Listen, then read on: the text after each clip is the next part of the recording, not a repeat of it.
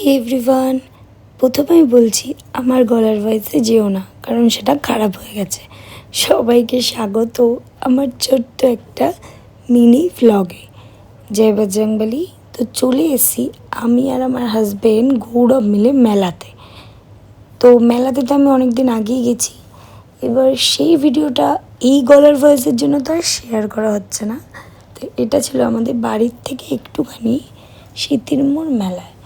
তোমরা যাও, সবাই গিয়ে ঘুরে আসো। খুব ভালো ভালো জিনিস এসছে, কিন্তু আমার যেটা একটু খারাপ লাগলো, প্রত্যেকবার বাড়ি খুব সুন্দর সুন্দর বাচ্চাদের খেলনার দোকান আসে, এবার ওরকম কিছুই ছিল না। কিন্তু রাইডস ছিল, অনেক রাইডস ছিল।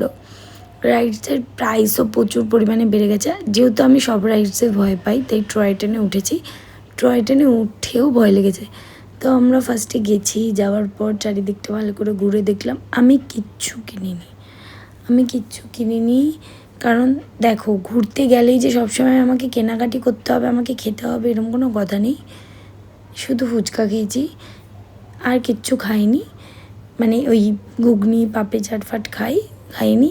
এই টয় ট্রেনটা চড়েছি, চড়ার পর হচ্ছে পিৎজা খেয়েছি। পিৎজাটা ভালোই ছিল, মানে 100-এ যদি তুমি আমাকে বলো তাহলে 50 দেবো, মোটামুটি ভালো। কারণ আমার হাজব্যান্ড গৌরব খুব সুন্দর পিৎজা বানায়, খুব সুন্দর।